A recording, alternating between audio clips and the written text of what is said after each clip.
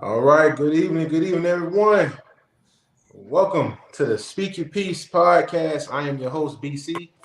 As you already know, tonight I'm back with my fellas.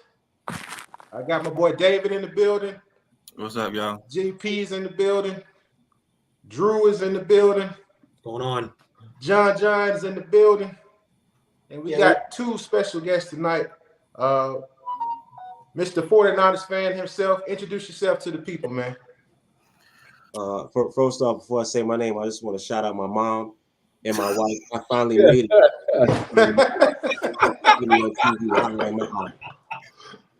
This is smooth, Millie Smooth, the 49ers connoisseur.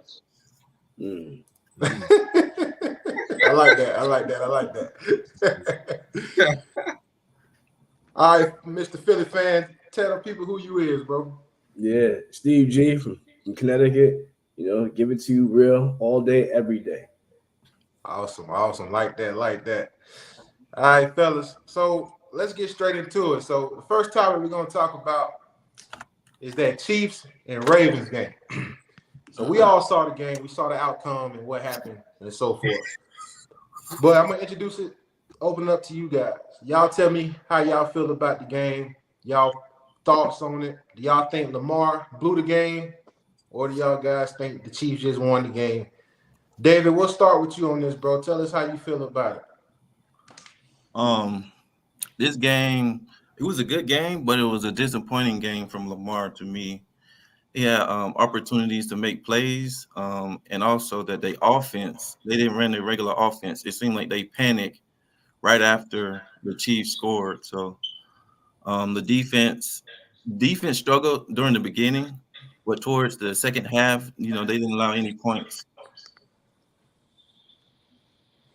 All right. Good point. Drew, what's your take, bro? 15 done did it again. It's just amazing. Just, again, going on, first being at home all those years in the AFC title game, now on the road, just did it again. And the first drive really set the tone for the rest of the game. And we saw the Ravens just pretty much trying to play catch up all game. Mm-hmm.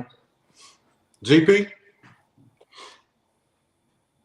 Look, Lamar couldn't handle the pressure, what it looked like, man. Fact. And he looked like he was scared to run most of the time. He didn't want to run a lot. I'm sure the coaches, everybody told him they told him not to, but that's what he do.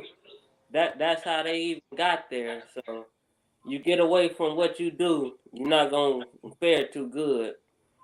And that last throw at the end, I'm still trying to figure out what he was thinking throwing into triple coverage.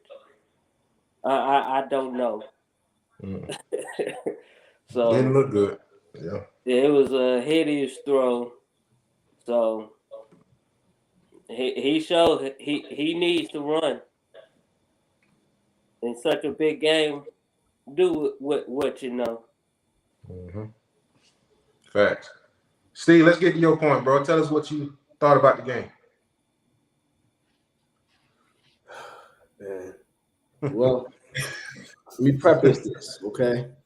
Congratulations to the Chiefs on advancing to the Super Bowl, and that's where it ends for me. Mahomes was efficient. Kelsey had a great game. He had a good run-pass ratio, 39 passes to 32 runs. But underrated Steve Spagnuolo, he did it again. I mean, this guy's got to be top 25, 2015 defensive coordinators all time. He always, somehow at Chief defense, gets up when it needs to and to lock things down.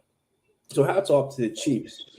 But as far as Baltimore goes, they all failed. I mean, it was straight disappointing. Like my man with the hat said, he said, Lamar should have ran.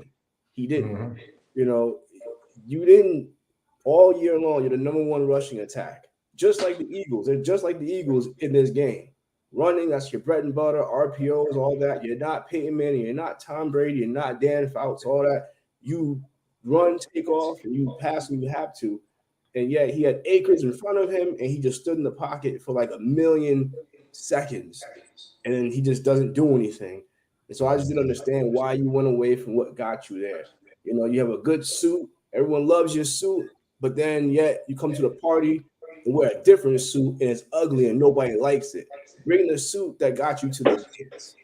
That's what you should do. And so in the end, he didn't do well. Zay Flowers dove 9 from 3 yards out, which is 9 feet. I don't know what he was thinking on second down. It's a rookie mistake, but these cats been playing ball since they were knee high. So there's no way. You gotta know common sense. Second down, no situation. And finally, the coaching. Where was the head coach? You can blame the offensive coordinator all we want because I know he was running plays, but in the end, Harbaugh, just like the great what's his name, Coach Herman said, you play to win the game.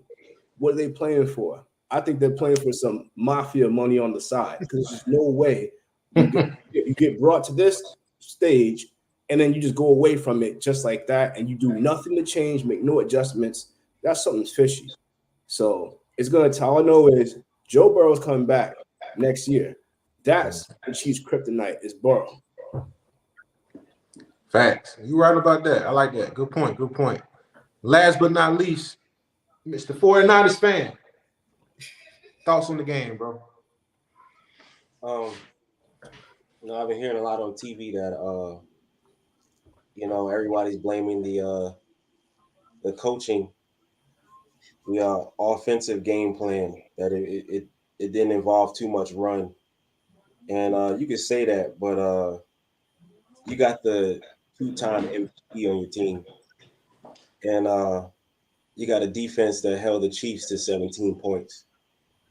So it's not like he's in his second year in the league. It's not like this is his first time here. I mean, you were the best player in the NFL twice and couldn't get it done. You're overthrowing passes. You're not running when you got probably one of the fastest people, let alone quarterbacks in the NFL. You're not running. So he choked. He choked. 2-time MVP choked. And the lights got too bright and he couldn't get it done.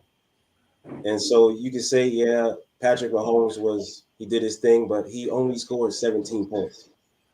You know, what did the Ravens average all this year? It was more than 17 points. So you got enough. Yep. You got enough to overcome 17 points, especially when your defense holds them to 0 in the second half. So, it's nobody's fault but Lamar Jackson. You can blame the coaching, the play calling, whatever, but, when you actually playing in the game, you don't necessarily have to sit back, drop back and pass when you can run the way you can run. If you don't see somebody open or if you're not confident with hitting them with the pass, run. Who's going to catch you? They're going to have a hard time catching you if you run the football. So, I put the main blame on Lamar Jackson. Like kudos to the Chiefs and all the Swifties, but no, that was Lamar Jackson. He should have got that one. After whooping on the whole NFL this whole season, that should have been your time to shine. I agree. And just to echo what y'all was saying, man, my take on the game, and I said this in the other show that we did the other day. What is the Ravens' DNA? What got them to this point? Mm-hmm. It wasn't throwing the ball. It was running the ball, right? So in the biggest game in Lamar's career, they did the complete opposite. To me, they tried to put Lamar versus Patrick Mahomes in the battle of who's going to be the best quarterback in this game. And we all know Patrick Mahomes is the better quarterback, without a doubt. And it showed that Lamar, to me, has regressed when it came to throwing the ball. His mechanics was not where it's supposed to be. And this was, to me, a lot of people when he came out of college, they saying, well, he should have been a running back. He should have been a wide receiver. And, yeah, he's gotten better, as far as his career went on. This is his 6th year, I believe. But in the biggest game, bro, he didn't come to play. And another thing is that couple of things. On 3rd and 1, you guys remember he took a sack. He should have threw the ball away, but he took a sack. That's no IQ to me. Another one, as y'all mentioned, he threw it in triple coverage. Like, I don't understand why would you even try to throw that ball in that type of situation. But it cost him big time. And he also had a lot of easy throws. I mean, a lot of one-on-one plays where Rashad Bateman had one-on-one coverage. He overthrew him. Odell Beckham, same way. Zay Flowers, he hit Zay Flowers on I don't know how many yards it was, but Zay, if y'all saw the play, he waited all day for that throw. That could have been an easy touchdown. And not to mention how Zay fumbled the ball in crucial moment. So it was a lot of different things going on in that game that they really could have capitalized on. A lot of opportunities for Lamar Jackson to get it done, but he didn't. And so with the media going at him the way they are, I mean, that's the football, man. That's what happens when you don't play well. You're gonna get critiqued on. So until he comes out next year and rewrites history, this is what's gonna be mentioned to him throughout the season. So as you guys said, man, he didn't play well, and a lot of people that's talking about him in the media, analysts and all that, they have every right to get on him because he did not show up. So any other comments, man, before we move on to the next topic that y'all want to share? GP? If he don't run next year, because they paid him, and that once you get paid, they don't want you running. If he stop running, he's done. Yeah. Because like you said, his throwing mechanics are hideous. Yeah. He throws straight on. And like you said, when the wide receiver was down the field, he was sitting there waiting on the ball. You cannot throw it like that. You got to step in through a throw. Mm-hmm. That's why Josh Allen the week before couldn't complete that last pass. He couldn't step into it. Mm-hmm. If you cannot run like he needs to, bye Ravens. Yeah, that's facts. Facts. Steve? But and final comment I just had was thinking that, every time you see this KC team, I've just never seen a player been more wide open than Travis Kelce. The man is like, he's castaway. He's on an island by himself every single stinking time. Not lying. What I don't understand is, okay, no matter what, he never gets tuned up. No one cleans his clock. This dude, I mean, you've seen Gronk looking like Bionic Man all over the place, all these contraptions, Gonzalez and Sharp, all these cats, Kellen Winslow getting hit. This dude never gets hit, and yet he's always mouthing off, talking all this trash, never gets hit at all, chirping. And then Mahomes, the same thing, one sack, no one can ever get to him. So I just wonder, it's like just make no sense to me. Like when they got rocked by Tampa Bay, it was a problem, and then all of a sudden now it's like I can't touch these guys. So I'm waiting for Joey Bosa and Chase Young and them guys. Light them up, tune them up, make them feel you. Same thing, throwing Justin Tucker's the kicker stuff over there. If you Patrick Queen, Roquan Smith, whoever, you go over there and get in his face and you say, you know what? I'll see you on the field. We're gonna make sure you ain't going for 100. You're gonna get one catch. That's all you get. And if you do get a catch, you're gonna feel my presence. That's how you beat Kansas City, because they're good, but they are finesse. And that's how you also shut a guy, Chris Jones, up, who he talks too much as well. So I'm looking for the San Fran defense, light them up like it's Christmas Eve, please. And you know what? You know what, Steve? You know what the problem is? They don't double team him. And I've heard this before, that Travis Kelce don't have a route. He just runs. They just tell him to get open. He looks for the seam. Football. He looks for the hole in his own. Yeah. That's all it is. Yeah. So that's brilliant.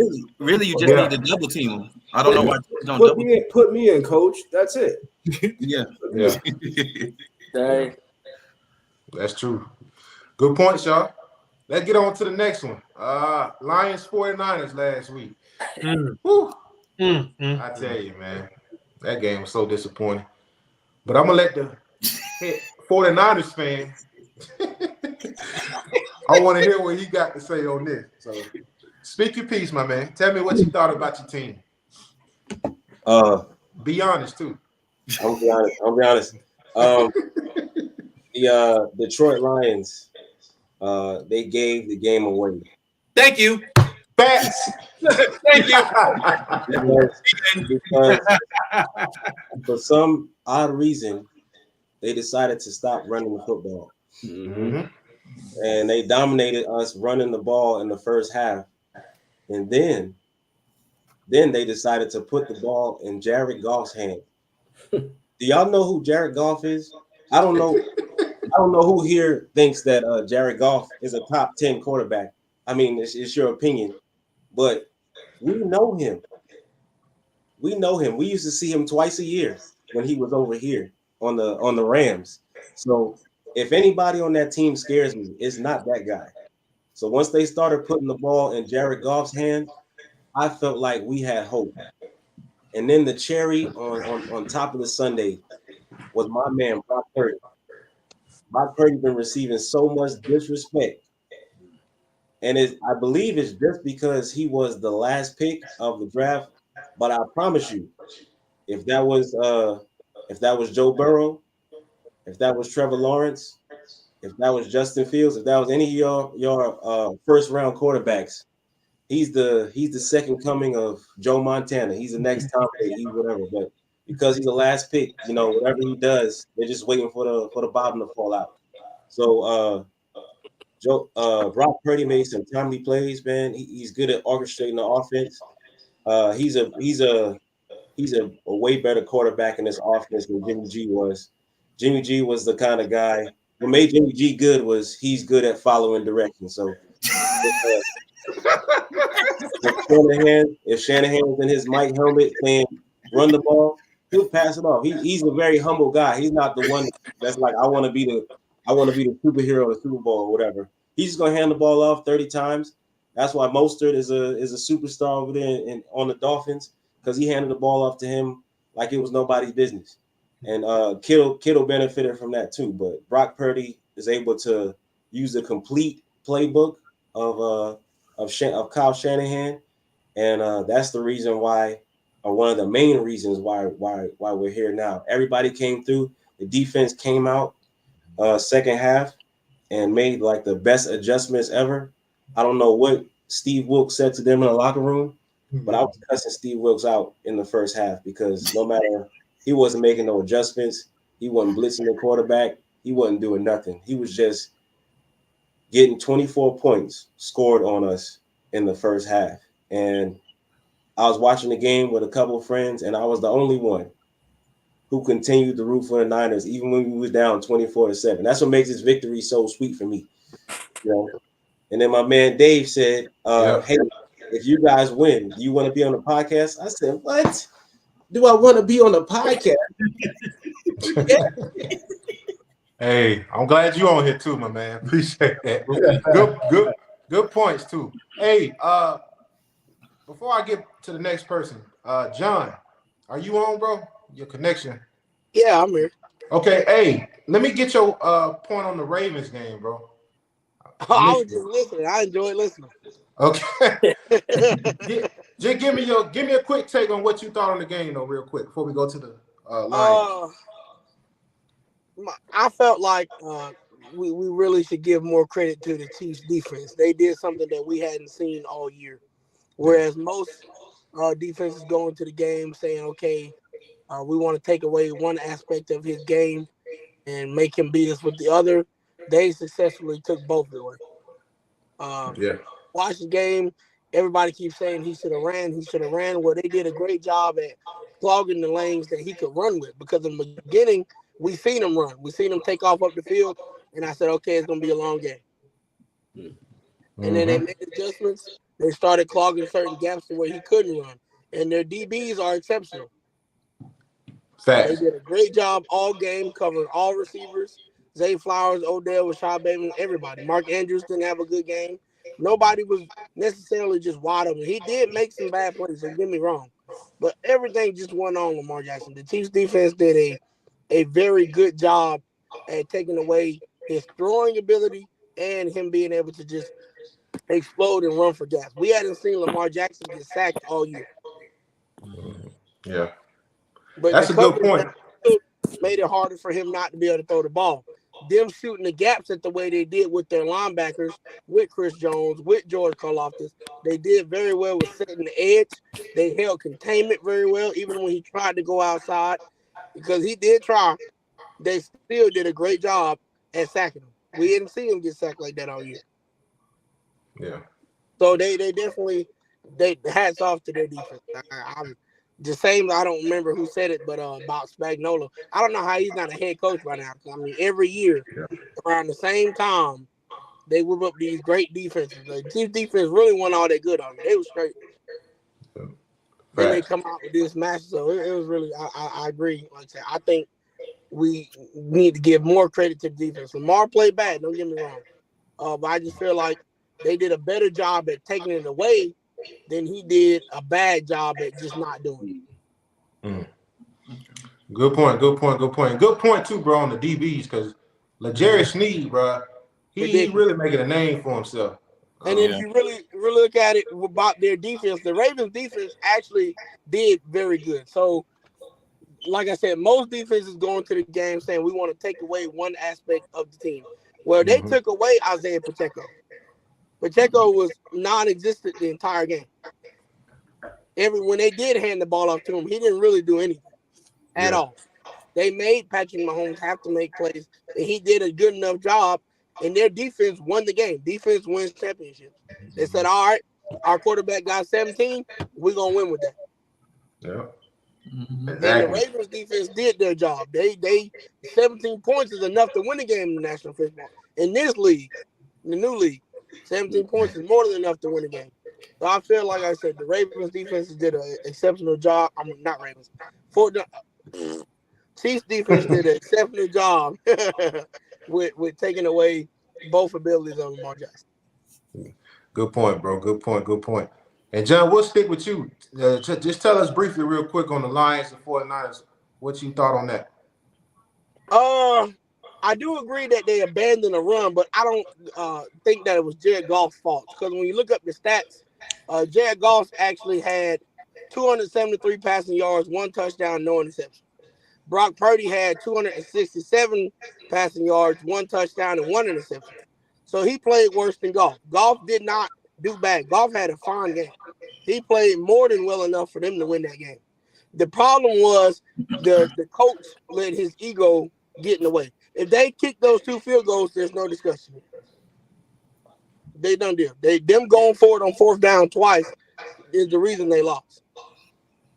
You should have took the easy points. You got 6 points right there. If you take those 6 points, you're up. You're not fighting to win like that.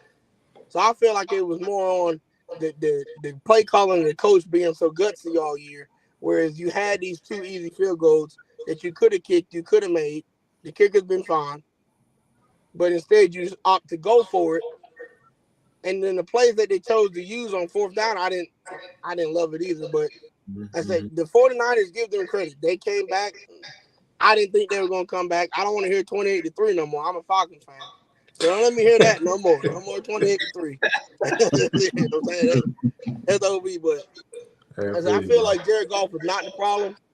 It was more on, like I said, the choices that the coaches made as far as going for it on 4th down. I feel like that cost them the game ultimately. Facts. Good point, bro. Steve. Man, my heart breaks for Barry Sanders, Herman Moore, Scott Mitchell, Wayne Fonts, if he's still alive or so. All those guys, man, they had it and they gave the game away. My heart always was telling me Lions, but my mind told me 49ers. And for this reason, again, the Lions lioned again. They just let it. They shouldn't beat the Rams. That itself in the first round told me y'all should have beat them 50-21. It was too close. So they let this game get away. Montgomery, 6.2 yards a carry. The rushing attack, 3 or 4 touchdowns. Montgomery and Gibbs is a pretty lethal combination. 27 out of 29 carries, so they were doing well. But the best thing for them is they took the ball out of Goff's hands and didn't make him the star. They actually went with the running game until the coach just came and just killed everything. You know, you've heard him say aggressive, I'm going to stay aggressive. But as I mentioned before, again, they say you play, you know, use how you got there. But sometimes, again, you got to put on a different suit at the dance. It's different. It's good to be aggressive, but not to the detriment where it becomes a clear blunder and with the stakes so high. And so you take the points, you don't get cute. They were 1 for 3 on 4th down, Detroit. You know, imagine if they actually kicked 2 field goals at 6 points, that changed the outcome. Because at that point, San Fran got a field goal. Now Detroit got to respond. 4th and 2 at the 28. Get the field goal, get the points. The defense stopped you. Now they go and they score. Should have been a 2-score game. Now they got the momentum, and now they're rolling. You could have possibly stopped the momentum. Who knows? But you take the points and you go with it. But you don't give the momentum to that defense that has an all-star at almost every position. They were dormant, and they came on later on. So the Lions let it go, and we saw what Green Bay dominated with Favre, with Rodgers. Now with Jordan Love, there will be some window there. Kirk Cousins, Minnesota. We don't know what's happening in Chicago. The Lions have a good window, maybe 2 years, 3 years. But how Love has played, maybe the Vikings retool, whatever the Bears do, they need to win this to get to the Super Bowl because there's no telling what happens next year. And so they let the game get away. And right now it's go 49ers. And hopefully they get back next year. But if my Eagles are good, sorry, Lions, I ain't rooting for you no more. I like that. All right, Drew, let's hear your point, bro. It's been a couple of points have been expressed in that third quarter again. You know, talked about it, that 4th and 2, and you know, I'm saying take the points again. San Fran just got a field goal. It was about 7 minutes left to throw in the third. You kicked the field goal there. They didn't make up any ground. Lead can still be 17, and now all of a sudden, now you have a quarter and a half left until reaching the Super Bowl. And then now possessions really matter now because now San Fran will be the team that will be desperate. Okay, we got to score every time we get the ball, like touchdowns. So, and this whole notion of and Steve, you alluded to it before, just before about when you're aggressive all year. I'm sure all year they weren't up 17 points, and it wasn't the NFC title game. Again, it's a different spot. This is the NFC title game. This is for the right to go to the Super Bowl, chance to make history for the Detroit Lions. And, just because you've done it before doesn't mean it's going to work now. And just because something worked back in week 7, week 8 doesn't mean it's going to work now. It's not the same thing. Just quick example, Brett Favre. We know how much of a gunslinger he was. Think of that throw that in New Orleans where he threw across the field, right? Now, he's been doing that. He probably did that a number of times during that same season. We've seen him doing that during his career, too, where he throws across the field. That wasn't the time to do that. That was the time to take care of the football. You were already driving, and then we see the end result of that. So just because you've done it all year doesn't mean, this is where you do it all. You keep continuing to do the same thing. There's times where you have to pivot and realize where you are in the game because you have to get a feel of that game and where momentum was swinging. You felt it. Like when they didn't convert on 4th and 2, you're like, oh boy, here we go. And that just opened the floodgates to San Fran just coming on. And just how fast that lead evaporated. It went from 24-7 to 24-all just like that. In Detroit, they know what hit them. Mm-hmm. Just like that. Yep. GP, what's your point, bro? All I got to say is why you stop running the ball. You was breaking 9-10 yard games every time. You ran the ball 8 times in the second half, and you was up. Mm-hmm. Yep. The coaches got straight greedy, thinking he was the man, and if he got them to the Super Bowl, he was gonna be the man in Detroit. I think that got in his. He got a case of the big head, man, because That was Detroit first time being there. His, his kids called him and was like, "Let's play a game of Madden or something." The way he was playing, because I don't know what that was, man. I would have kicked a field goal playing a game of Madden. It show you how stupid that was. I mean, I was like, "What is this, man?" Everybody in the room, I'm talking about, it was women in here. Why he don't kick the field goal? I'm like, oh. And they picked up on how stupid that was, man. They were saying he should kick the field goal. And they don't even know what a first down is. Somebody was cheering when they got the first down. They was like, "Did they score a touchdown?" I was like, "No, they just got a first down." Okay. But they knew they should have kicked the field goal. That shows you how stupid he was for doing that. They stopped running the ball. Yeah. He got a case of the big head, thinking he was the man. And when you do that, man, man. Yeah.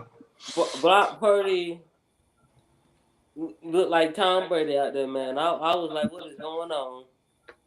And he looked like Lamar Jackson. Man, put on some wheels. Hey. I mean, that 30-yard run, I was like, all right then. Who it is? Right. But he almost ran over Debo too. Yeah. Tell me, Bro, I'm saying. When you get away from what gave you the lead, when you have the lead, that's not smart.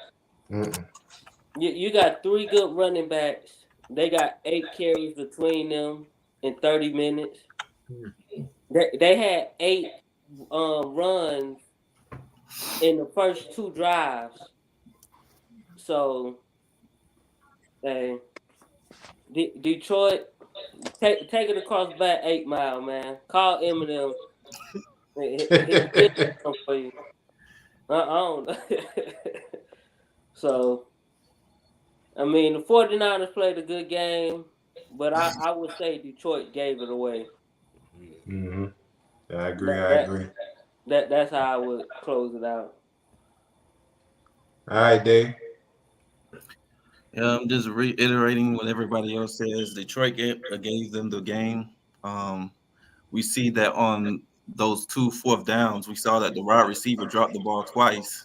If that's not an indication not to kick the ball the second time, I don't know what is.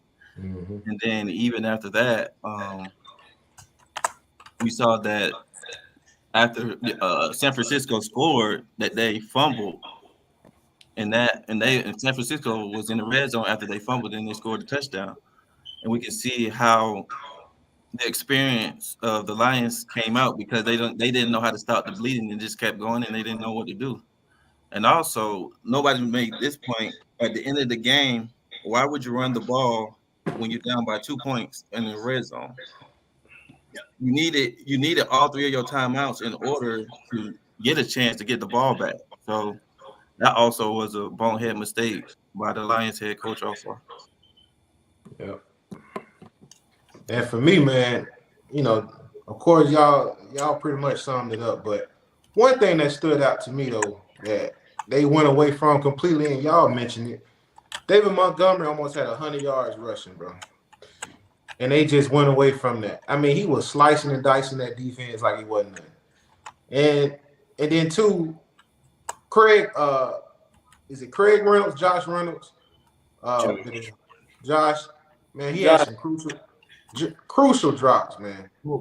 I want to say you can kind of compare it. He was kind of like Marquez Valdez-Scantling, man.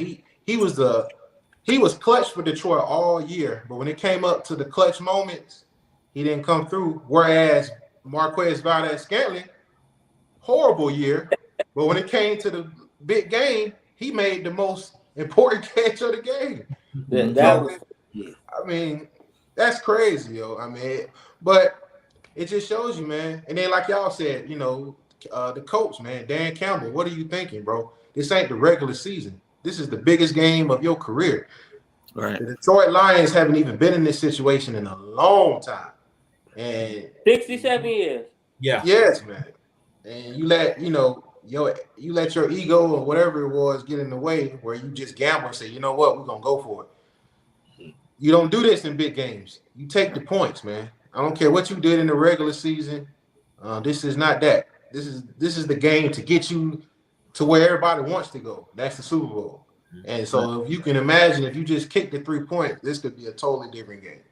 Yeah, But you got to adapt to what's happening during the game. Once you saw that your wide receiver dropped the first fourth down that you went for, why would you do it again? right, simple. And we're not even experts. You This, see how that makes sense? So you Football's don't a call a repeat play if they dropped it before. You don't keep running the same play. They ran the same play twice too. mm-hmm. Yep, yep. Like stupid. That's gonna hurt, man. It's not a guarantee that they'll be back because the NFC is gonna get bigger and better. There's no, so it's not a guarantee these boys will be back. They could have missed their chance. So this could come back to hunt these guys. Sad to say, but we'll see. But Just don't look like the Pistons. right, right. I know. Good points, y'all. But since we're talking about the Super Bowl, I have one more thought there, BC. oh, go ahead. Just one quick thing about the coach. We talk about decisions, right?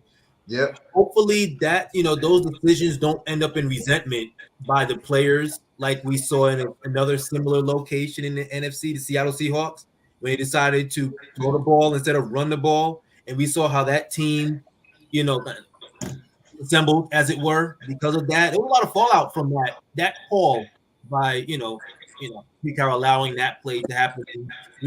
We saw that in Seattle never recovered. Hopefully it doesn't happen with the Lions. They need to get back to this spot like next year, or else they can end up like Seattle and not recovering. Facts. Good point. Good point. Great point. True. So since we're talking about the Super Bowl, y'all, let's talk about Brock Purdy. Now, if he wins another Super Bowl, will you consider him to be in that elite class as a top 10 quarterback in this league? That's the hot topic right now. I don't know if y'all heard what Cam Newton said. Cam Newton don't believe in him. There's a lot of guys that don't believe in him. Even though he's been clutch, man. The guy, he's been stepping up in each moment, man. And if he steps up in the biggest moment in his career, I'm gonna wait till you guys say what y'all got to say before I say my answer. But GP, let's get your point, man. Cause I heard them talking about this morning. Yeah. I'm not gonna put him elite until I see it. Until I see that he wins this game, not just they win. I want to see plays that he makes that helps them win, like something like what Pat Mahomes do, a scramble on third down, a back shoulder throw on third and long or something like that. I want to see those type of plays before I put him in the elite class, because I just don't throw people in there just because you won something. Mm-hmm. Because to me, football is more of a team game, because you don't have to play both sides of the field like other sports. Baseball, basketball, hockey, anything. You play both sides. You depended on another person to help you out, and you gotta help them out. Mm-hmm. So you give me all of the right plays, so I can help you win the Super Bowl. I say he's a good quarterback. I'm not gonna say he's elite until I see it. because he has a whole lot around him. A great D. You got two good receivers, a great tight end, and great running back. And until you show me, I'm not gonna put you elite. Good point. That's me. I Good hope point. they win. I'm tired of Pat Mahomes. I don't like him, but I don't know what's up with the Pat Mahomes hate, man. That's so crazy, bro. Hey, my hey, team lost to him last year, so I don't like him. He's a new baby in that sense, right? Think about it. God, we love to hate. Yeah, I see. Hey, but we got a 49ers insider on here, so he gonna tell us what it really is. So I want to hear what he got to say, man. Tell us what you think, man. Is your quarterback elite if he wins another Super Bowl? this is first one, right? Yeah. Yeah, Yeah. first. Oh, you said another one. I was about to say, hold on. Well, my bad. Yeah, my bad. First one. First one. Yeah. Steve, what you think?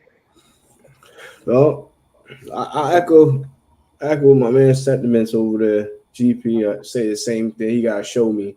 I mean, and what makes an elite quarterback? You know, you have to show something. It just can't be everybody else around you and you manage it. And it comes down. You make a few throws here and there. You have to be in control. You know, Yeah. the team has to win because of you, not in spite of you or because of someone else. I mean, he's got all these toys around him, but he has to be the one in the end that he's got to lead the charge. And it helps though if he puts some numbers up. So I mean, 200 and something yards or so is good, but it's not elite. Like they were doing that in like Bradshaw's day, 200 yards and whatnot. He's got to really put up a monster effort and really like be giving it to him. Not saying that it's got to be CMC all the time, but he's got to be the main guy that's driving the engine of everything. We know Lamar Jackson, Burrow, Allen, guys like those, they're elite. They haven't gotten to the Super Bowl, no, but again, clearly they are the driving factors on the team. So we have to see if Purdy is he the driving factor, and also can he keep that up? Because he can do it in the Super Bowl. Jalen Hurts, we saw what he did last year in the Super Bowl. He's elite, and now this year he don't fell off the cliff. So if Purdy has to show me in the Super Bowl, he's going to be the man. But he also has to show me going into the next season to keep it consistent and keep it up. Because you can have one good game and fall off, and then you just go back to being mediocre.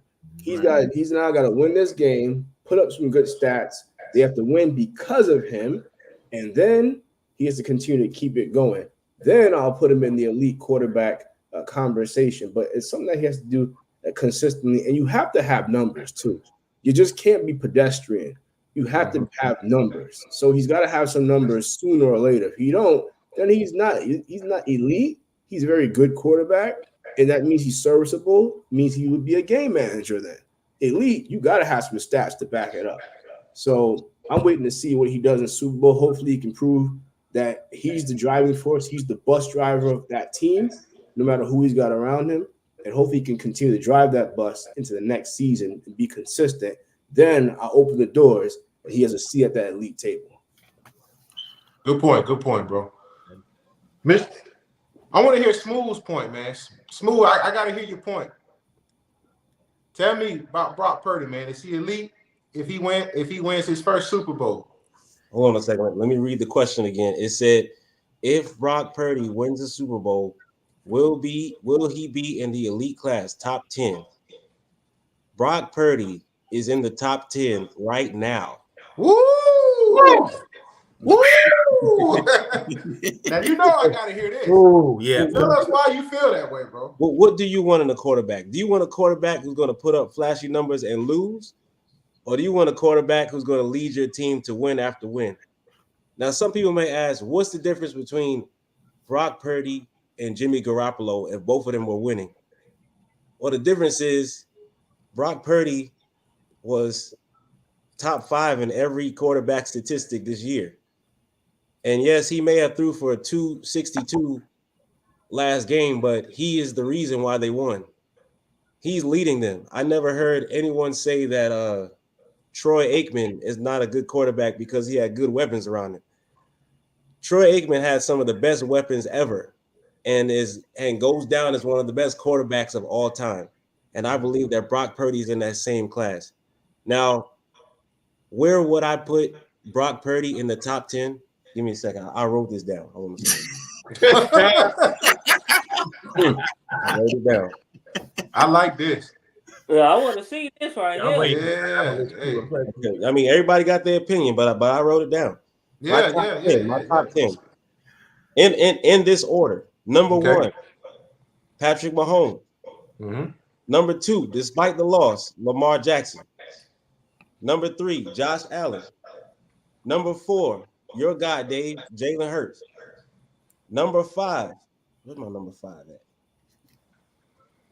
Joe Burrows. Number 6, Matt Stafford. Number 7, Brock Purdy. Number 8, Aaron Rodgers. Number 9, Dak Prescott. And then 10, it's kind of interchangeable. I threw Trevor Lawrence in there, but you could probably put whoever. I should have switched. Now that I'm thinking about it, I should have switched Brock and Aaron Rodgers around. So I'll put Brock Purdy at number 8 right now, because really, based on where he's got in the season and what he's been able to accomplish in just 2 years, what has any other quarterback in the league besides a handful done to actually take their team to the championship, take their team year after year to the championship, and then come through? You got a lot with flashy numbers, a lot who you want to have during the regular season. Dak is wonderful during the regular season, and people put him in the top 10, and I don't know why. It's a lot of empty calories, man. It's a lot of empty calories. You get a lot of stats, but they don't get you nowhere. Hey, Dak is not in my top 10, so I mean, I got to put him there because he does great in the regular season and he gets to the playoffs most years. So I give him his respect. But once he get there, then what?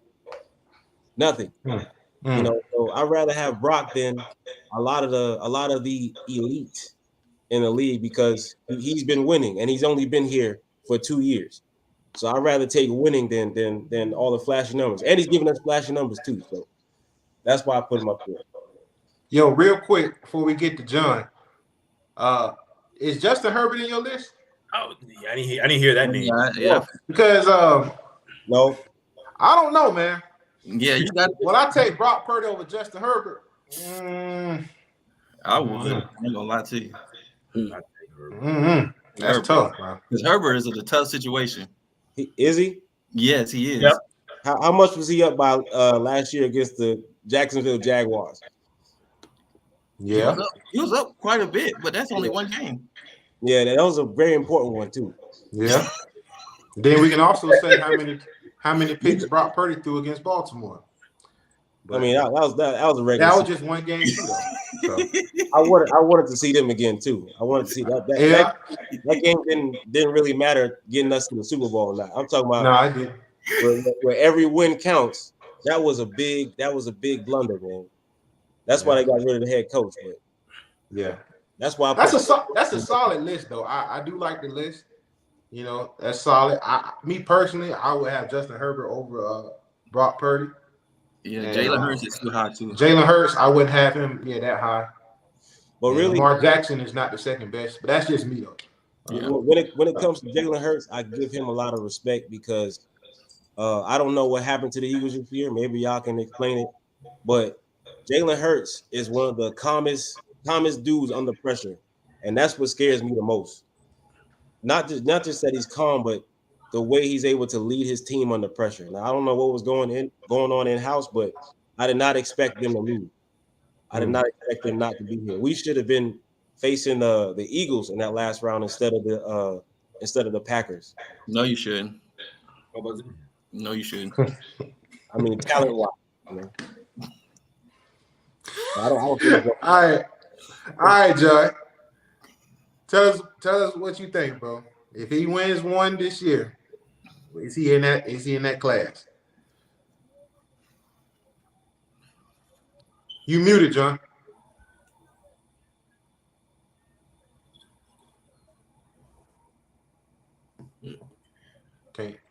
May still be muted, I think. Yeah, you may be muted still. I'm gonna let you get your audio situated. We'll come back to you. Hey, Drew, go ahead, bro. Tell us how you feel about it. Top 10 elite, top 10. No, I think I think Steve said it best. To be elite has to be consistent. Not just for a couple of games, but this is something that we need to see. Going forward. If we think about it, you think about the team in general. San Fran has not played well in the first half. They have no business being here, right? If we really think about it, be real, they have no business being here, right? But we saw the inexperience. We saw inexperience rear its ugly head with Green Bay. We saw it with Detroit. Don't play like that against the Chiefs. Guarantee that won't work out too well. No. I think top 15. I wouldn't say top 10, and that's still not bad. I still think that still top 15 in the league, but I think he still has to do more. Winning a Super Bowl would be a quite a big one. Very. That's where it starts. You think about it, but I would say not yet. I still think that we still need to see more. But let's see how he does in the Super Bowl. Then maybe we'll change tune. Depending on how he plays with that. But yeah, usually if you're to be elite, it has to be shown over a wide span of time. Hey, John, you good? Yeah. All right, go ahead. Tell us what you think on that. I don't think he's elite, but I don't think he has to be where he's at. I think he's the perfect quarterback, Kyle Shanahan. If you look over Kyle Shanahan's career, his best has been with quarterbacks just like Brock Purdy. I don't care what anybody says. Matt Ryan's career. Back when he had Kirk Cousins played good. That style of quarterback works for him. So Brock Purdy doesn't have to be a Patrick Mahomes or Lamar Jackson or Josh Allen. He doesn't have to be that. And we push him towards that because he'll be just fine. I don't think he'll ever have numbers that great because he doesn't have to. As long as he has the supporting cast around him, he'll be fine. Now, as far as the top 10 list, personally, I don't care if C.J. Stroud's a rookie, but I'm taking C.J. Stroud over Brock Purdy. That's just me. C.J. Stroud, Justin Herbert. You can't tell me that if Justin Fields was on that team instead of Brock Purdy, he wouldn't be playing. I don't know. C.J. Stroud had one of the greatest rookie seasons as a quarterback we've ever seen. Had the Houston Texans, who just had number 2, was in battle for number 1 pick. Had them in the playoffs, and they looked good all the way they fought the Ravens. So I think C.J. Stroud better than top 10. It's not a bad list, but I just don't think he's there. But he does not have to be there to be good because of the pieces around him. He has to make timely plays, timely passes, take care of the ball, don't turn it over, and you win. There's no shame against that. So that's my take. I like that. Oh yeah, C.J. Stroud definitely had a great year. But yeah, true. David, what you think? I don't think he deserves to be in an elite category, but can you put him in the top 10? It's possible. I mean, since he started, he's been playing pretty good football. In order for you to be elite, you have to at least in my eyes, you have to at least do it for like 3 years in order to be considered elite, because you have to play great consistently and throughout the years. Because once teams have tape on you, and then you're able to adjust, then you'll be able to recognize that it doesn't matter if they have tape on you or not, that you'll be able still to perform on that type of level. To me personally, I like Brock Purdy. So same. Yep. All right, G. I got one question for everybody, Matt. Go ahead. Is top 10 are all of them elite? Yeah. Top 5. Top 5 is elite. I would say top 5. Top 5, but not. I'll say top 5 is elite. Yeah. Okay. I don't know. I mean, top 5 is the elite. Other 5, they good, but they not. They very good. Yeah. That's how I was breaking it down because the top quarterbacks are just Pat Mahomes, Joe Burrow, Josh Allen, and Lamar You can put Jackson. Lamar. You can put Lamar in there Mm-hmm. or okay, Justin Herbert. We ain't I one game now. At throw one game. I throw Tua, Lamar. No, No, you Oh can't put two. no, we can put Whoa, two in there. no, no, no, no, no, whoa, no, no, heck no, no, whoa, back no, up. no, All right, you cannot No, put two. no, Okay, no. You got to win a playoff Hey game. man, when you said Tua, that's a cuss word, man. You got to win a playoff game no. first. That's a cuss word. You said Tua. I, That, that I put offended him in me. the top 10. I put him No, in the top no. 10. That's In the what top No, 10? no, bro, Um, no, heck no, No, no. nah, bro. Name me 5 quarterbacks to put in front of a Justin two? Fields, Justin Then two. Herbert, Nah, C.J. Stroud, keep on. Justin Fields. nah, No, Justin. You can't say Justin Yeah, Fields. You Yeah, can't we say. need no. Yeah, at least Fields off the list. But Justin Herbert, you can put C.J. Stroud, Matthew Stafford, Jared Goff. Golf was good this year, though. There's one more. Trevor Lawrence. Nah, he didn't play And good. that's it. I'll That's take him it. over Tua any day. I'm sorry.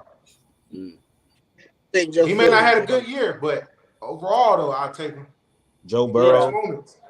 Matt Stafford. Yeah, I Because think Tua can't play good in the cold weather. I think Burrow's number 2. That would have Burrow was number 2. He remember Yeah, I think back-to-back AFC Championship games before he got hurt this year, and Yeah. he beat Mahomes with the Super Bowl. So I mean, I think he is number 2. To That's me, my number as well. I'm taking It's Pat Stafford over Mahomes. Tua. we need him healthy, though. We need Burrow healthy. We need this. Need to see all these quarterbacks. But no, but we just saying as far as just everybody healthy. Like Yeah, of course, everybody. You know, he's definitely better than him. Okay. I'll take Matthew Stafford over Tua right now. Mm-hmm. And that joker old, but he's a good quarterback. He know how to throw the ball though, for real. Matthew Stafford. Yeah. I wanted to see what y'all was saying elite was. That's what I wanted to know. Oh yeah, the league top 5. Yeah. Because I put Brock Purdy top 10 if he win this Super Bowl. I put him top 10, but not top. I wouldn't put him up there with Joe Burrow, No. No. Pat Mahomes, Josh Allen. I wouldn't put him in there with them yet. Yeah, not yet. Not Which yet. is okay, because if you think about it, those quarterbacks that we're mentioning, a lot of them are stacked in the AFC. Yeah. So you only have to pick one of them. So Yeah. you can't get to the Super Bowl. Yeah. Yeah. Yeah. Three of them. I Okay, agree. I wanted to be sure on that one real quick. That's all. Yeah. Good question. Yes. But yeah, good point. But if he wins this Super Bowl, I mean, this is going to be a good test for him. The reason why is because when you going against Patrick Mahomes, you're going to have to put your best game forward. So he's going to have to put up some numbers if he's going to stay in this game. So this is why I say it's going to be a good test for him. Now, I know we say with elite quarterbacks or good, with great quarterbacks that, they make their receivers better. But in this instance, everybody on that field on the offensive side are already in their own category. So with all these people out there saying that, oh, he don't make nobody better, he don't have to because everybody else is great. So when he passing the ball to Debo and IU and Kittle and all them CMC, they already in the league of their own. So it's not like, you can't fault him for that. He just in a great situation, but I will say this, the Chiefs they're gonna take away somebody. It's either gonna be Christian McCaffrey or Debo. And one of these guys, and they're gonna have to say, okay, you're gonna have to beat us with this guy. So I think Brandon Ayuk gonna have a great game. But we have seen in the regular season, when Debo was out a few games, Christian McCaffrey was out a few games, he didn't play well. So it's going to be interesting to see how Steve Spagnuolo, how he's going to scheme up as far as who he's going to take away to make Brock Purdy really, really play this position. Now, I will say this too. The head of the snake is CMC for the 49ers. Mm-hmm. He all bread and butter. So can they stop the running game? That's going to be the number one priority for them, to me, if I was the coach. Right. Because we know San Fran, Kyle Shanahan is built off the play action. So, of course, before you even go to the play action, you got to have a good running game. So that's why I say they got to stop that. But as far as with Brock Purdy, he's going to have to put up some numbers, like I said, in order to compete with Patrick Mahomes. So that's the question is can he do that? And if he does, and he ultimately wins the Super Bowl, there's no doubt in my mind that he will be an elite quarterback in this league. That's just me. Because Jimmy G got to this point and he couldn't get it done. So with him getting to this point and he gets it done and has great Didn't have numbers. CMC, did he? No. No, he did. Okay, I go on. No. No. But he had our running back, John. He had Tevin Coleman. Yeah. CMC. Who? He ain't Christian McCaffrey. No, of course not. No. Oh, no. But he was I'm not saying that. But Tevin Coleman was decent though. Hey, he also got the best left tackle in football. It's not Trent Williams. Yep. Mm-hmm. No. Can they dial up the blitz too? Him on Chris Jones gonna be interesting. Yeah, it is. It is. That's why I say that's why I say this game is going to really dictate to me because it's a lot of different variables going to be coming his way. Mm-hmm. Blitzes, all kind of stuff is going to be coming at him. So it's going to be interesting to see. But like I said though, if he can beat Patty Milk, I call him Patty Milk. If he can do that and put up good stats, you know what I'm saying? I'm gonna have to roll with my guy Smooth, man. I mean, yeah, he'll definitely be in that conversation. But any other last comments before we get on to the next one? Yeah. No, go ahead.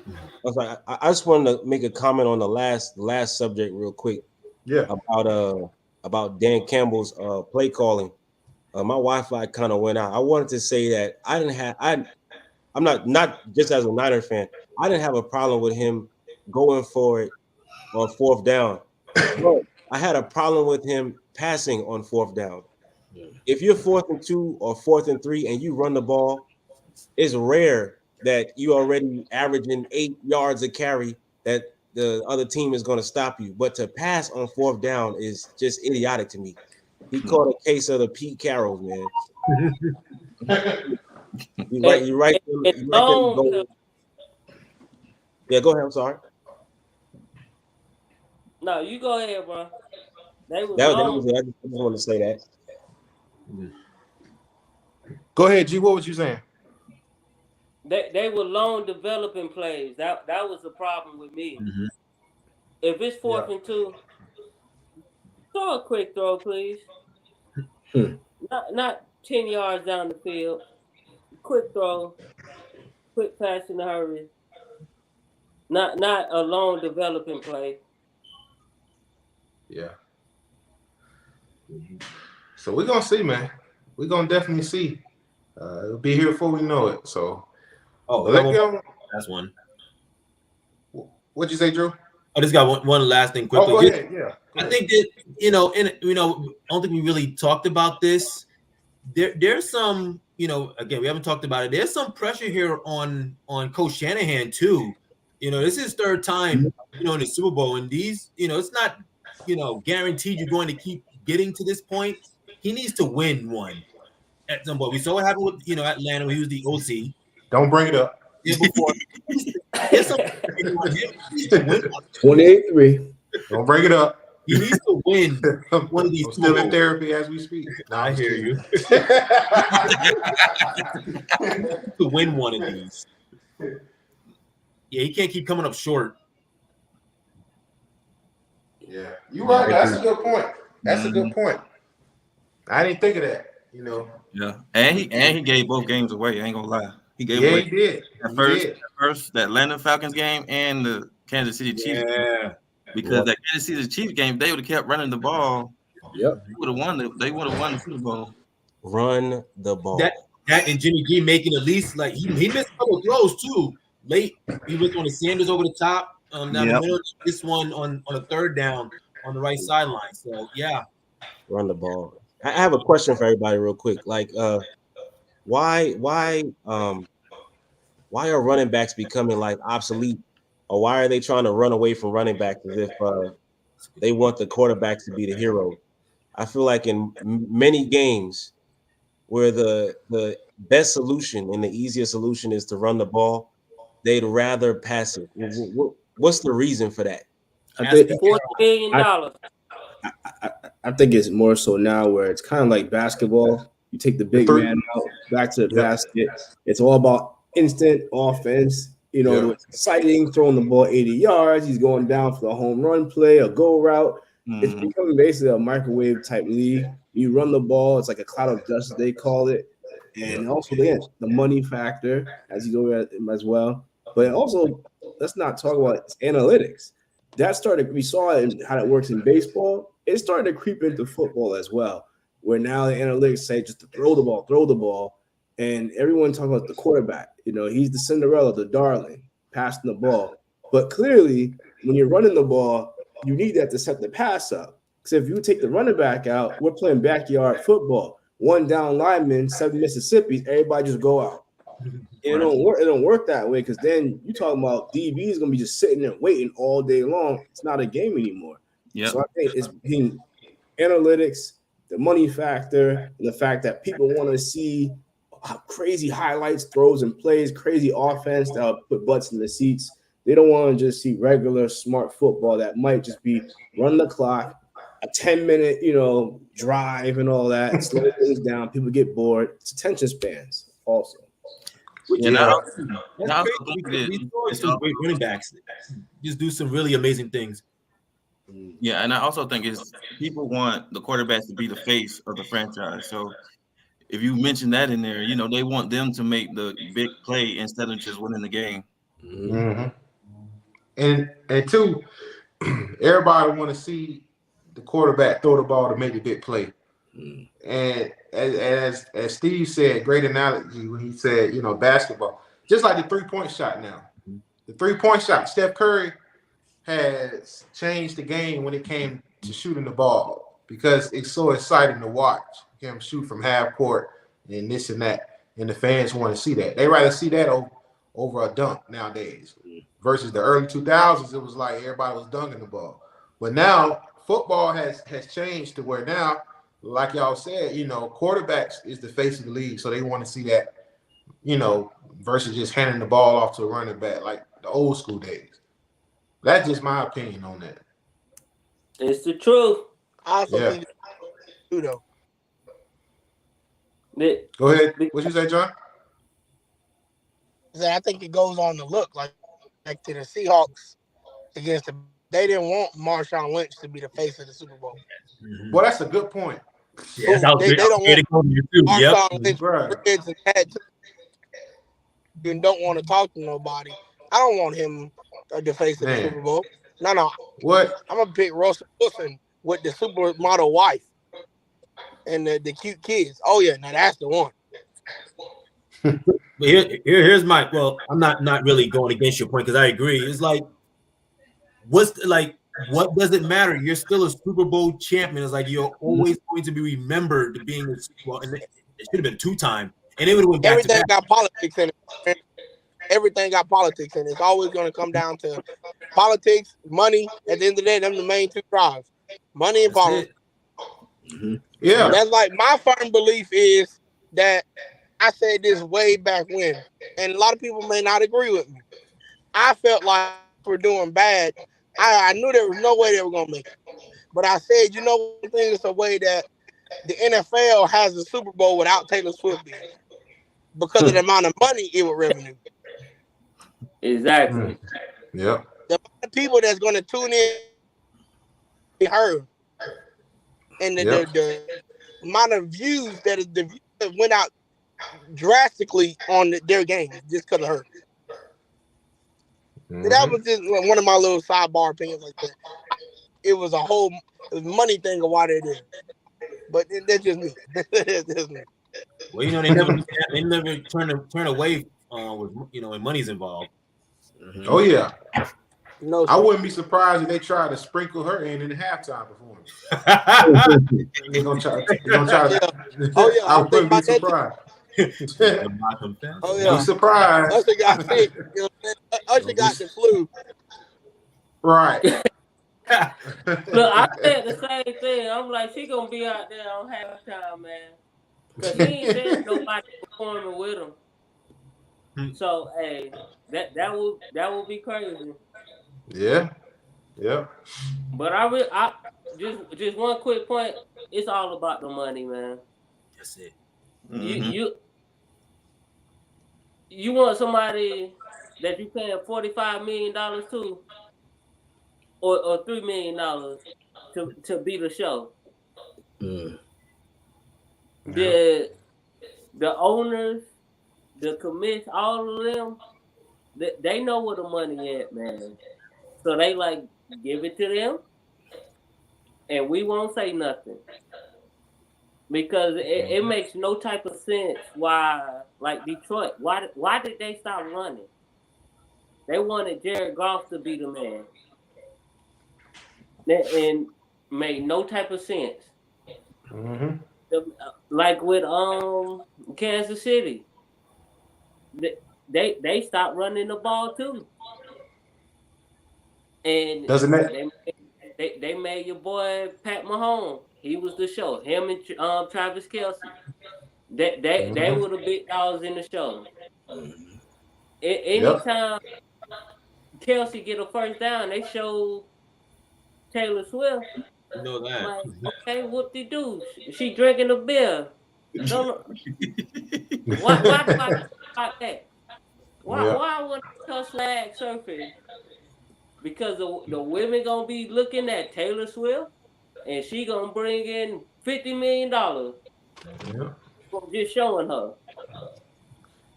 Dollar, So dollar, that, dollar bills, y'all. hey, That's let how me it come get a down. couple. I need a couple. I'm gonna put my GoFundMe on the Super Bowl. Pay this poor joker. Good point. All right, y'all. Good point, y'all. Let's get into the next subject, man. Mhm. Now, with Lamar, so Oof. his legacy has definitely took a hit with that game. So the question is, can he fix it? Do y'all think he can get back to where he was at and ultimately go to the Super Bowl and win one? Let's hear y'all thoughts. John, I'll start with you on this one, bro. How you? What do you think about Lamar? Can he right the wrong, man, and ultimately win the Super Bowl, man? I think you always can, right the wrong in terms of, not getting all the way there. He's still elite, no matter what nobody says. He's still a top three quarterback to me. You know what I'm saying? Uh, I feel like the receivers let him down some in this game. Like I said, it's a lot of aspects I feel like went towards them losing. He did not play well. I'm not going to condone that. But I think it was a lot more just went into them losing. So I feel like he has a great shot to get back. You just don't stop being great. You know what I'm saying? He was great this year. Just don't automatically turn off, and now he's no longer, competitive. I still think the Ravens O-line is not getting talked about enough either. They got ragdolled the whole game. Hmm. The whole game. You know what I'm saying? That's part of the running game in a hole right there. If the O-line can't open gaps for you to run through, there's nowhere for you to run. Mm-hmm. So I just feel like, yes, he can come back. I feel like his legacy is not ruined. It's one bad game. People have had plenty of worse games and still have, great legacy. So I feel like he'll be back next year. They'll be back strong. Odell will probably move on. They need to get him another legit number two receiver. Zay Flowers is great, but he is small. And they did a lot with just Gus Edwards. Gus Edwards ain't no household name. Go get him a real running back. True. So I feel like his legacy is still fine. He can come back and fix it next year, not a problem. Drew, how you feel about it? Can he fix it? Yes, but as the last few words I was mentioning there, next year. Yeah, it needs to be next year. This is something that you don't want to linger. When losses that painful happen, you want to remedy that quickly, like that following season if you can, because the longer you let this, continue on, and it's nice to see Lamar healthy all year, for a change, because that wasn't the case the past couple of years. So is it possible he can fix his legacy? Yes, but it needs to be next year, because we know the AFC. We talked about it with the quarterbacks. I mean, there's no guarantee he can get back in the championship, game spot. But we put it past, the Ravens that they wouldn't get back. I wouldn't put it past them to get back there. They have the coach. They have the coaching there. I do think Harbaugh's one of the top 2 coaches in the conference, maybe top 3. So, we know how prideful they are. The Ravens are. So they can get back to the championship game. Will it be at home? We don't know, but it needs to be next year if he wants to fix the legacy. All right, Smooth, talk to me, brother. How you feel about? Well, can he fix his legacy? Of course, I'll never say never, but if there was any opportunity that he had to win the big game, it was this year. Yeah. It was this year because think of all the quarterbacks that went down. You got Richardson on the Colts that went down. You got Watson that went down. And it was somebody else too. Burrows went down too. So Rodgers. Aaron Rodgers are all in the AFC. So imagine, this is your perfect opportunity to do it. Your defense held Patrick Mahomes to 17 points and you choke. It's not going to get any easier from here. So next year, you got Mahomes, you got Herbert with a brand new head coach who was a quarterback, who happened to be the quarterback whisperer for Kaepernick. You got who else you got in the AFC? You got Stroud, Trevor Lawrence, you got CJ Stroud, you got Richardson coming back. You got Aaron Rodgers, you got Tua, quote unquote. you got Josh Allen, and that's not even counting your division, who every team in that division might just basically had a winning record this year. Joe Burrows is coming back. Deshaun Watson got off the massage table, and then the Steelers had a winning season too. So it's like, you might not make it out of your own division.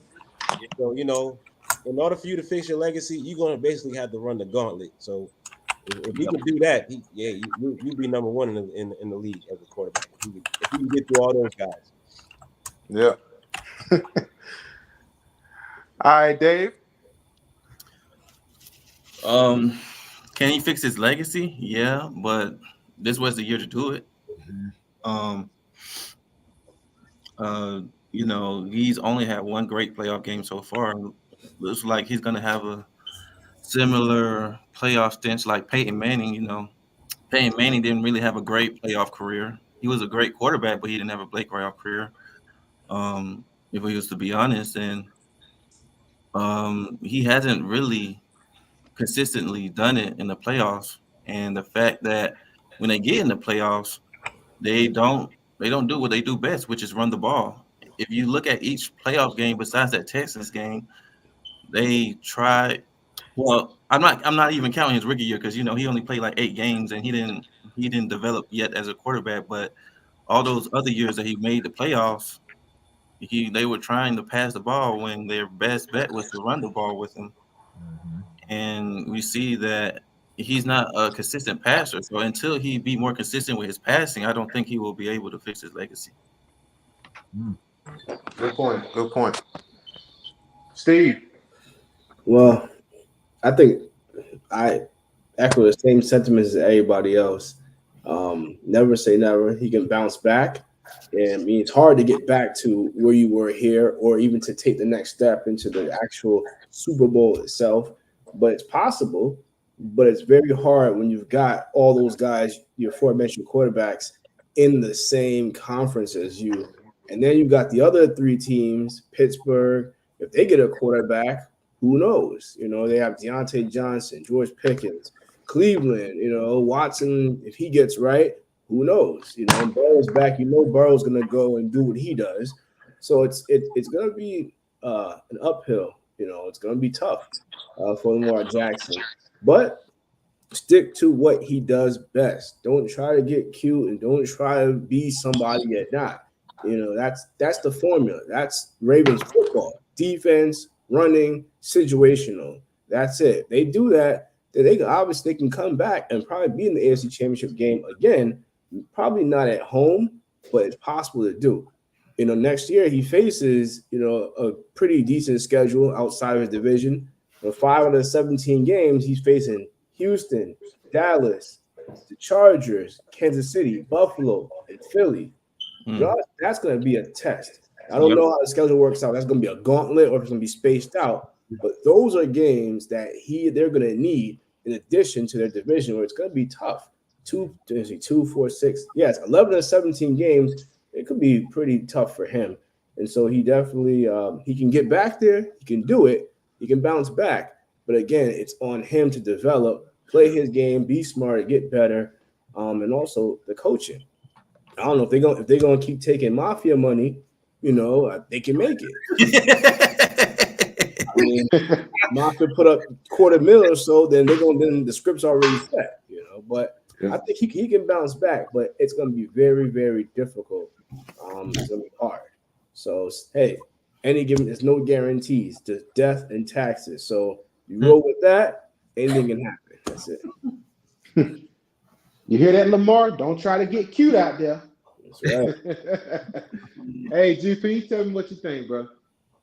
To me, I wouldn't say his legacy is broken yet, because the MVP season, he got hurt last year, and then out in the championship game, that's kind of all right to me. But like everybody else said, don't try to get cute, man. Mm-hmm. You still young. Run the ball. You don't have to run it 20 times a game, but still run it some. Step up in the pocket and get a little bit around him. I think not having Mark Andrews kind of hurt him a little bit in the passing game because he threw it to him a whole lot. He get him back, get him another wide receiver in the draft, which I'm pretty sure they would do. I think they will be all right, even though they in the AFC. If to me, it's really just make the playoffs. Mm-hmm. You ain't got to be cute and win 13 games. Make the playoffs. It don't matter where you playing. Get in there and beat the other team because it's week to week in the NFL. It's any given Sunday when you playing football. So if you can beat the people across from you, you can fix your legacy, and Lamar has to do it. Even though I wouldn't say it's broken just yet, if he do it again next year, it's a little tainted. But this was his best year to do it. Like my boy said, it all these quarterbacks that were hurt this year, this was kind of the easiest run in the AFC. But if you got to take advantage when it's the easiest. But next year it's gonna be harder. So just get there, and he can do his thing. Just don't like everybody said. Don't try to get cute. Do your thing. Not everybody else thing. Do what works for you, and you'll be all right. That's what I always say. Yeah, and so here's the thing for me. Now, GP, you said a point that I disagree as far as just making the playoffs is good. I totally disagree when you're getting paid $260 million over 5 years. You have to do a lot better than just make the playoffs. And I'm not gonna lie, I'm not like one of these guys, you know, that I hear on TV. Well, he made an AFC Championship game. That's good enough. No, it's not. And the reason why it's not good enough because if you consider him a top 2-3 quarterback, the man has to do the job, and he didn't do it. Yeah, it was other factors involved, but as we just talked about, and the quarterback is the most important position. This is what the fans want to see. It's the quarterback, Mhm. and for what he has shown us so far, he's 2-4 in the playoffs. Um, and then of course with the biggest game on the line to get to that next step, as we all know, he didn't play well. Uh, so with his legacy, yeah, I feel like his legacy was hit because to me this was the most easiest path for him to get to the Super Bowl. That's why I had them picked to go all the way. Because as y'all mentioned, quarterbacks was hurt, um, had other issues going on, and this was the most, well, not even the most, the best team Lamar has been on as far as wide receivers. I mean, yeah, Mark Andrews did play, but yeah, he was hobbled. He wasn't 100%, but they had outside weapons: Zay Flowers, Odell Beckham. You know what I'm saying? Nelson Aguilar. You had Mark Andrews. You had Isaiah Likely, who nobody talking about. And I'm like, well, everybody's saying this is the best team Lamar has been on, and they couldn't come through. And to me, and I don't know if you guys have seen it, but players have even tweeted, like Marlon Humphrey. He tweeted out the other day, said, "Man, this was our year." Mm-hmm. So when you have people out there even saying that to some degree, they kind of have doubt in their mind, like, "Man, can we even get back?" So it shows that yeah, Lamar didn't play well, and yeah, he made it to an AFC Championship game. Yeah, that's a good moral thing, but it all, as we all know, it's a Super Bowl, man. Especially if you're one of the best quarterbacks in the league, you have to get it done. Especially as I mentioned, you're getting paid all this money. You know, he sat out. Not even sat out, but the other year, he wanted his money and this and that. And then when the Ravens finally gave it to you, bro, you stunk up the joint.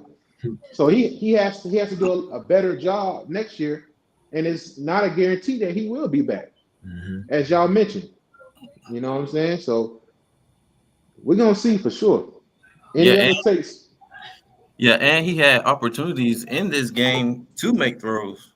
He had he had Odell Beckham once on a fade. He had Nelson Aguilar open for a deep ball. He missed him. He had opportunities, even though it wasn't his big game. It's not his strong suit.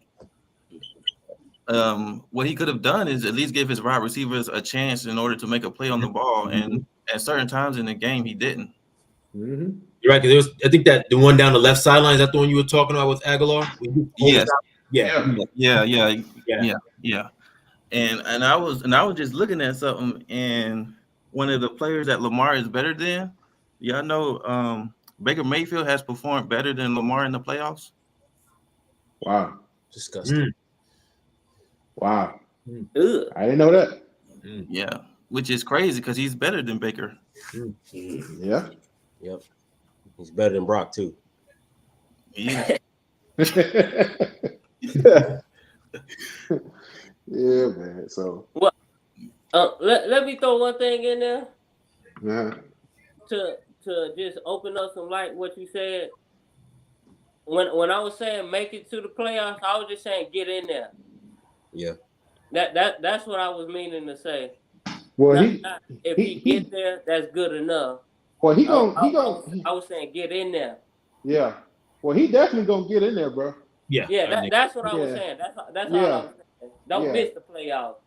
Oh, okay. Oh, Yeah. to be better now. Yeah. Oh, If I'm paying you that much money, boy, you better make it. yeah. That's what I'm saying. Come up And, missing. yeah. And the standard doesn't stop at no AFC Championship game. I'm sorry. No, not now. No. I'm sorry. Yeah. Yeah. This is Buddy 7 years, going on 7 years in the league now. And you know what? That defense might not be the same that it was this year too. Also, when you have a historic defense, your defense usually decline because it was so great that Yeah. you can't duplicate it. Like I said, when Marlon Humphrey tweeted that, that's one of their best players, man. So for him to say that, I mean, I don't know. I don't know.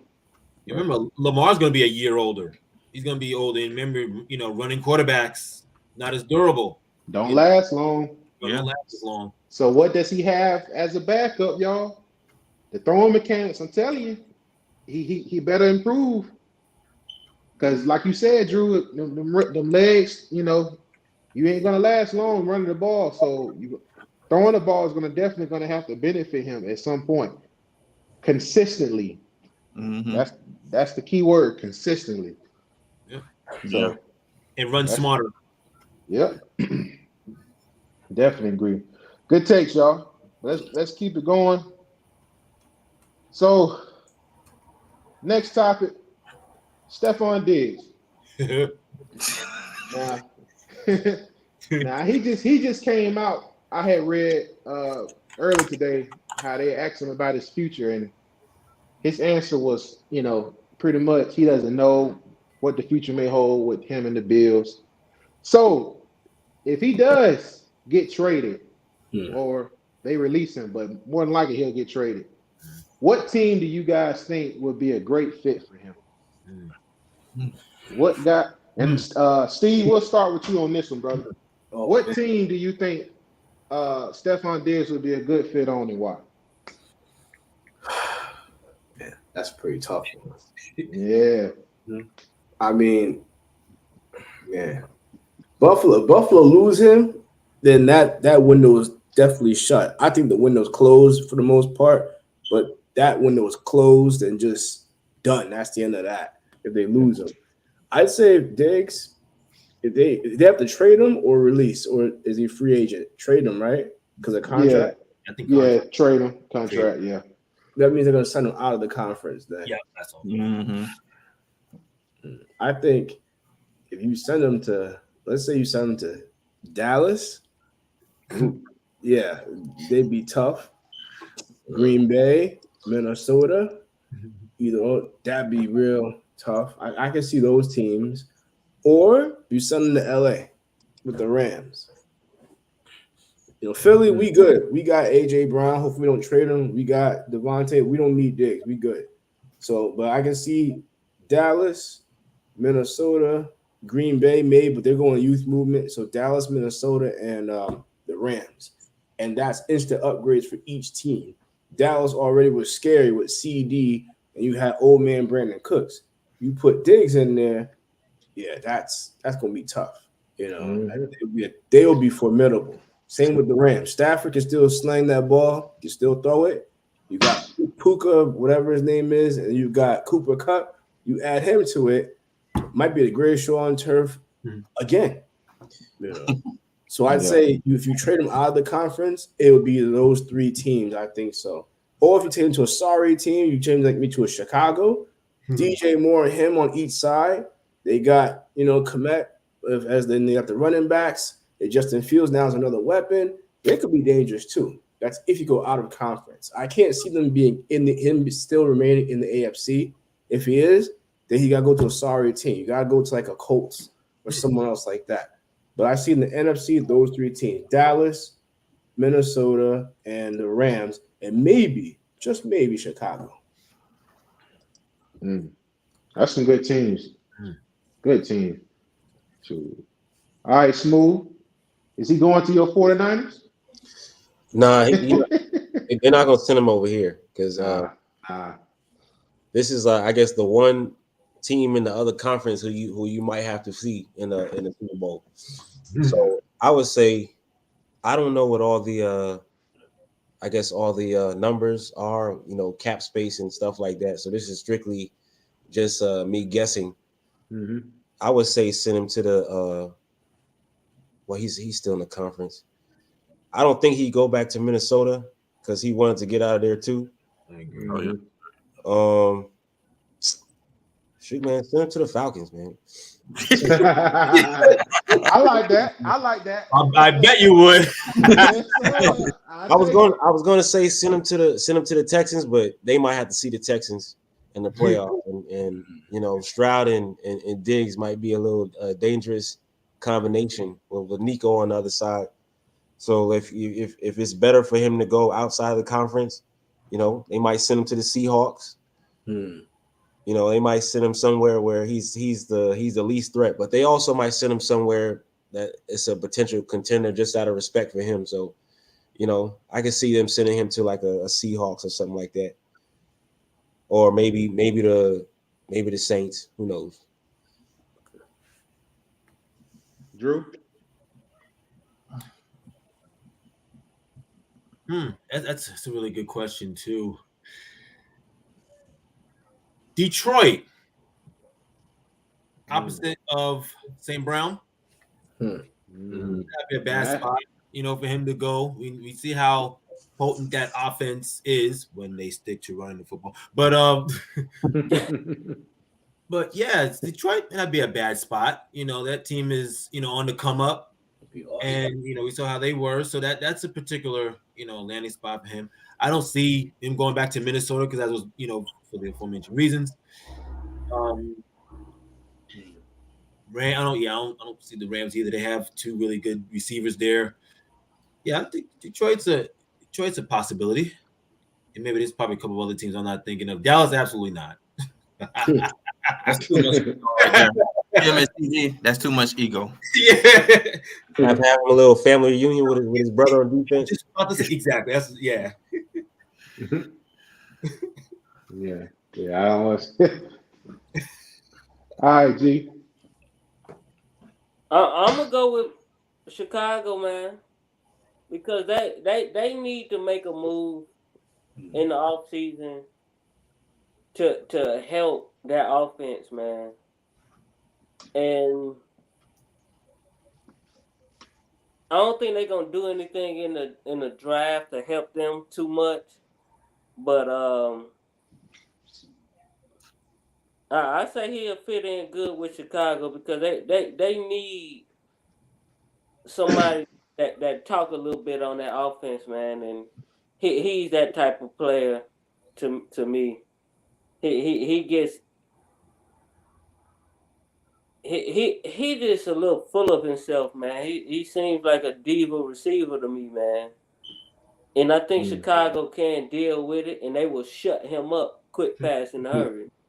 So I think that'll be a good spot for him, or Atlanta, cause they need another receiver. Yeah, we do. We They definitely do. they need a whole lot, but you know that's another time now. Yeah, another time. All right, Dave. I would say the Jaguars or the Cardinals. I mean, isn't Calvin Ridley? Didn't he only have a 1-year deal? Yeah, he a free agent. He's a free Yeah, agent. so I think that'd be a good spot for with him to pair him with Christian Kirk and Stephon Diggs to help Trevor Lawrence, you know, have another weapon out there. The Arizona Cardinals, I think that'd be a good spot because I don't think they have a number one receiver. Yeah. Do they have? They don't have a number one in anything. Nope. Kyler Murray just not coming back. So yeah. That's it. Now I got two teams on each side, NFC and AFC, in case they did. I mean, I would definitely think they would trade him to the NFC, but the other team for the AFC is just my personal opinion. They won't do this, but I just think that this would be a great fit. And he's actually on the show, so the Jets. Him and Garrett Wilson, that would be a fantastic tandem to me. Sticking to Buffalo? Yes. I mean, Aaron Rodgers coming back 100%, to have two outside perimeter threats like that, I mean, that'd just be. And then you got Breece Hall on top of that. I mean, that'd be man, you talking about must see? Shoot, man, that'd be great. But for the over DVA? Who?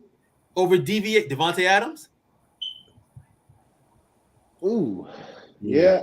That's now, that's tough there. Now I'll probably lean more Devontae just because Aaron Rodgers got that relationship with him. and he knows how he played. If it all came down to it, but yeah, that would be a good fit with Devontae for real though. Yeah. I'll take But steak if DVA don't work. I bet. Shoot. And then on the NFC side of things, somebody already mentioned it. I think Drew, you mentioned it. The New Orleans Saints. Even though that's my rival, I think that was you, Smooth, right? yeah, because Michael Thomas is not there. I already heard he's trying to get up out of there. He's fed up with the team and everything. What he tweeted out the other day, so he won't no longer be there. So you got Chris Olave, who's a young and upcoming wide receiver. That'll be a great compliment for him to have down there with them boys. And of course, and then of course, y'all mentioned the Falcons, him being on my team. Yeah, we do need another receiver. Drake London is a up and coming young receiver. He's good, but to have another vet on the outside of him would be even great. But not to get off subject, but we need a quarterback out of anything. So until we get that resolved, then we could talk about receivers. Because there's no point of getting him, and we don't have nobody to throw him the ball. Mm-hmm. So, you think he was mad then? Man, what can you imagine? Can you imagine, man? Man, that joker there would blow a gasket. For real though, man. So, but any last comments before we move on to our last topic? And if not, we're gonna go ahead and move right on to our last topic: Super Bowl predictions. Y'all just tell me real quick who y'all have, and give me a score too, as far as final score or what y'all think it would be. GP, we'll start with you, bro. Who you got? I'm going San Fran 21-17, man. Oh wow. And Christian McCaffrey, the MVP. Bold. Okay. David? I got the 49ers going 28-24. Okay. Drew? 31-24 Chiefs. 31-24 Chiefs. Steve? 31-24 Niners.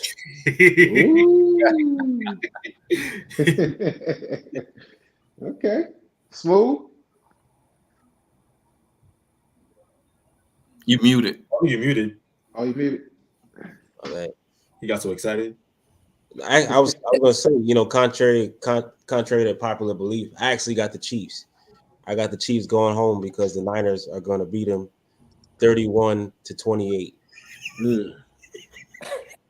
What you got?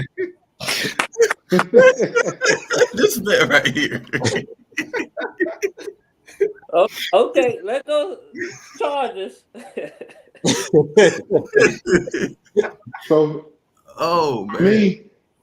For me, I will never pick Kyle Shanahan because of what he did to my Falcons. So, of course, I'm going with the Chiefs.